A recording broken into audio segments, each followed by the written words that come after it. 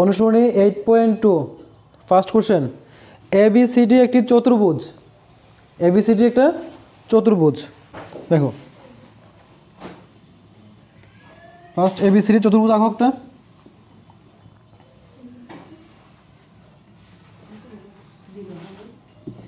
A B C D চতুর্ভুজ, এবং এই চতুর্ভুজে বলেছে দেখো A B B C C D এবং ডি এ বাহুগুলির মধ্যবিন্দু যথাক্রমে পি কিউ আর এস। মানে এ বির মধ্যবিন্দু এটা, বি সির মধ্যবিন্দু এখানে, সি ডি এবং ডি এ প্রত্যেকটার মধ্যবিন্দুগুলিকে তারা বলেছে পি কিউ আর এস, এবং এগুলি যুক্ত করে দিলাম ফার্স্ট। দেখো তাহলে পি কিউ আর এস এগুলি হলো তার মধ্যবিন্দুগুলি। এবং বলেছে এসি হলো একটা কর্ণ, এসি কর্ণ, এর থেকে সি পর্যন্ত একটা কর্ণ আঁকো।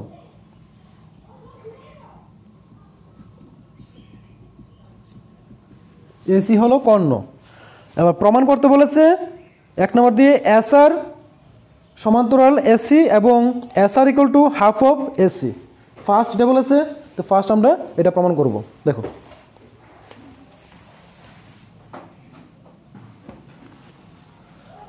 তারা বলেছে প্রথম প্রমাণ করতে বলেছে যে এস আর, এই যে এস এবং আর এটা এসি এর সমান্তরাল তারা প্রমাণ করতে বলেছে।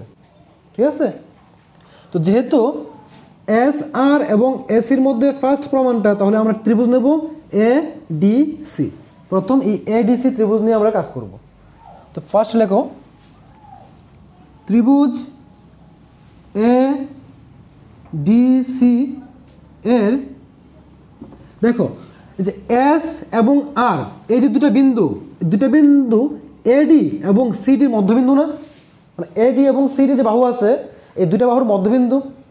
দেখো ত্রিভুজ এ ডি সি এর এডি এবং ডিসি বাহুর মধ্যবিন্দু যথাক্রমে এস এবং আর। ফার্স্ট লাইন বুঝলে কি না? যে এডিসি ত্রিভুজের এডি এবং ডিসি বাহুর মধ্যবিন্দু এস এবং আর।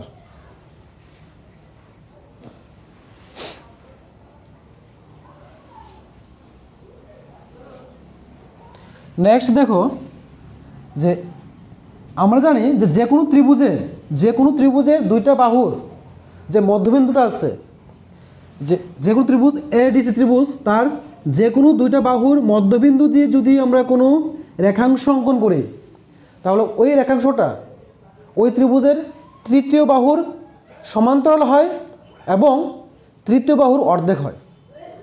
যেমন এখানে কি আছে, এডিসি ত্রিভুজ, তার মধ্যবিন্দু হলো এস এবং আর, তাহলে এই যে এস আর হলো তার কি একটা মধ্যবিন্দু দিয়ে অঙ্কিত রেখাংশ।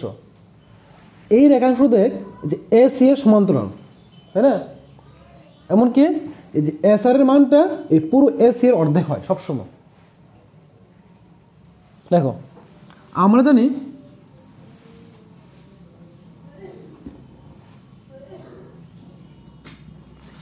জানি কোনো ত্রিভুজের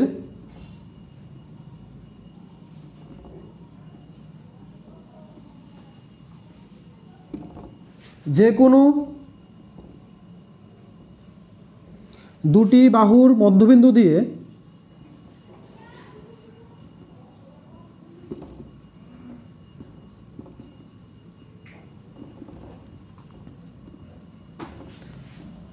অঙ্কিত রেখাংশ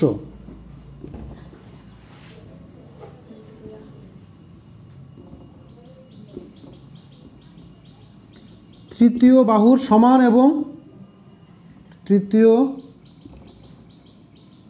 বাহুর সমান্তরাল, তৃতীয় বাহুর সমান্তরাল এবং অর্ধেক হয়।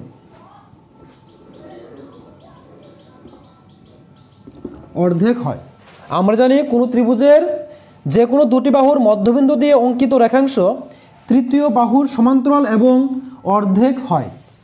সুতরাং যেহেতু এ ডি সি ত্রিভুজের মধ্যবিন্দুগুলি হলো এস এবং আর, তাহলে এস আর সমান্তরাল হবে কোনটা? এসির। কারণ এ ডি আর ডিসি হলো দুটো বাহু, যাদের মধ্যবিন্দু নিয়েছি আমরা এস আর। তাহলে এই দুটো বাহু হয়ে থাকলে তার তৃতীয় বাহু কোনটা? এসি, তাই না? তাহলে এস আর সমান্তরাল এসি। এবং কি বলেছে? যে তৃতীয় বাহুর সমান্তরাল এবং অর্ধেক হয়। তো তৃতীয় বাহু হলো এটা, এটার অর্ধেক হবে। তাহলে এস আর সমান সমান হাফ অফ এসি। এটা 1 নম্বর সমীকরণ দিয়ে রাখো। এলো ফার্স্ট লাইন। উপরে যে ত্রিভুজ নিলাম এডিসি, তো এডিসি থেকে আমরা এই জায়গা পেলাম। এবং সেমভাবে ওই নিচে যে ত্রিভুজটা রয়েছে এ বিসি, ওই ত্রিভুজটা থেকে আবার সেম লাইন লিখব, যে এ বি সি, এই ত্রিভুজ থেকে সেম লাইন লিখব। নিচে লেখো আবার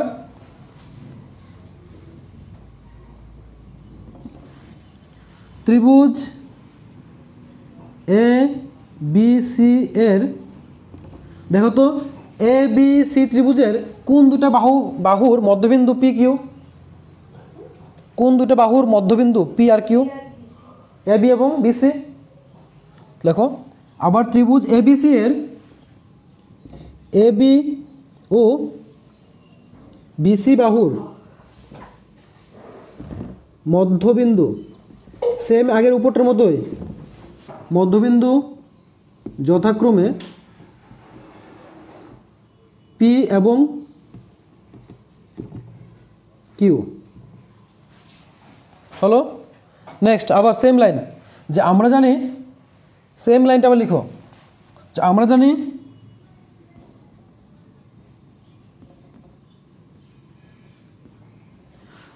বলে এই লাইনটা পুরোটা কপি করো। আমরা জানি কোনো ত্রিভুজের যে কোনো দুটি বাহুর মধ্যবিন্দু দিয়ে অঙ্কিত রেখাংশ তৃতীয় বাহুর সমান্তরাল এবং অর্ধেক হয়। ঠিক আছে, সেম লাইনটা এখানে কপি করো। লেখার পর লিখবে সুতরাং সেম কাজ। দেখো তো তৃতীয় বাহু কোনটা? এখানে এসি তো তৃতীয় বাহু, আর পি কিউ হল সমান্তরাল। লিখতে পারি আমরা পি কিউ সমান্তরাল এসি। এবং তারা বলেছে যে এই রেখাংশটা তৃতীয় বাহুর অর্ধেক হয়, তাহলে লিখতে পারি P Q equal to half of AC. এটা দেবো 2 নম্বর সমীকরণ। দেখো বুঝলে কিনা? সেম লাইন কপি করবে।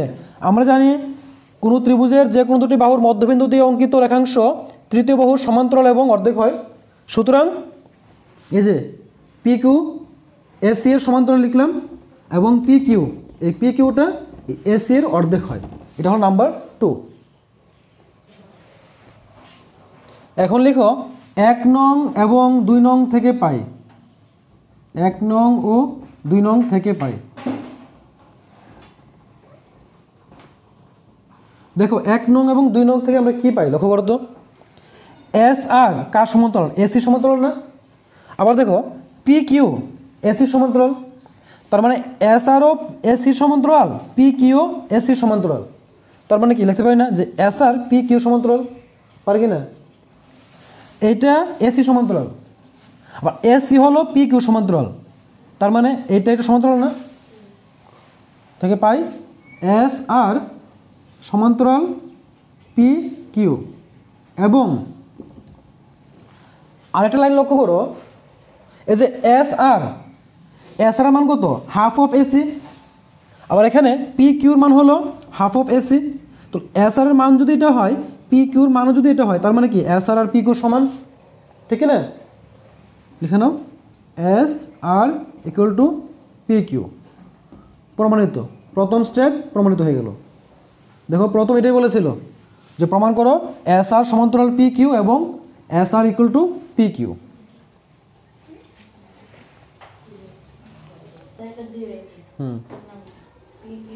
তো দেখো এখানে ফার্স্ট 1 নম্বর বলেছিল এস আর সমান্তরাল এসি, এই যে এস আর সমান্তরাল এসি, হ্যাঁ, এবং বলেছিল কি S R equal to half of AC, S R equal to half of AC. First এটা প্রুভ হয়ে গেছে। আর সেকেন্ড নম্বর বলেছিল কি যে পি কিউ সমান সমান এস আর। তো আমরা যদি প্রমাণ করলাম এটা যে এস আর সমান্তরাল পি কিউ এবং S R equal to P Q, তার মানে কি 2 নম্বরটা প্রুভ হয়ে গেল। আবার হলো নাম্বার 3, 3 নম্বর বলেছে যে পি কিউ আর এস একটি সামান্তরিক প্রমাণ করতে বলেছে। ঠিক আছে, তো লেখো এটাকে 3 নম্বর দিয়ে দাও। রোমান 3 প্রুফ করার জন্য লেখো 3 নং সমীকরণ থেকে পাই,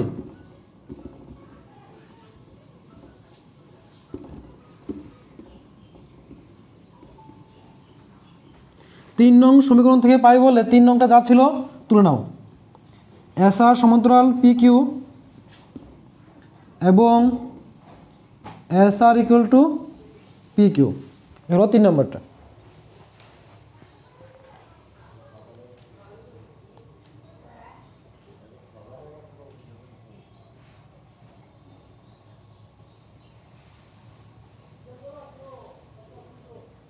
হয়েছে? দেখো 3 নম্বরে কি পেলাম, এস আর সমান্তরাল পি কিউ, মানে এই এস আর পি কিউর সমান্তরাল। আবার পেলাম কি, S R equal to P Q, S R P কিউর সমান বলেছে তারা, তাই না? আবার তারা বলেছে যে এস আর পি কিউ, মানে যে এস আর পি কিউ একটা সামান্তরিক প্রমাণ করতে বলেছে। তো আমরা কি জানি, যে কোনো সামান্তরিকের বিপরীত বাহুগুলি সমান হয় এবং সমান্তরাল হয়। তো আমরা তো এটাই পেলাম যে বিপরীত বাহুগুলি কি সমানও আছে আবার সমান্তরাল আছে, তাই না? দেখো আমরা জানি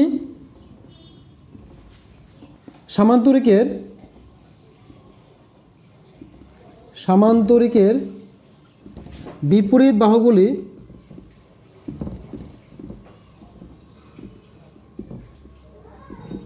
পরস্পর সমান ও সমান্তরাল হয়, সমান ও সমান্তরাল হয়।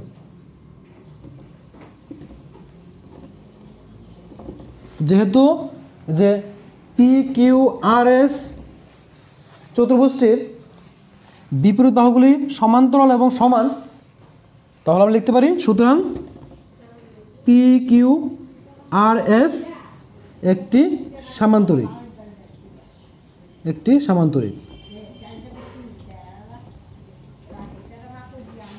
প্রমাণিত।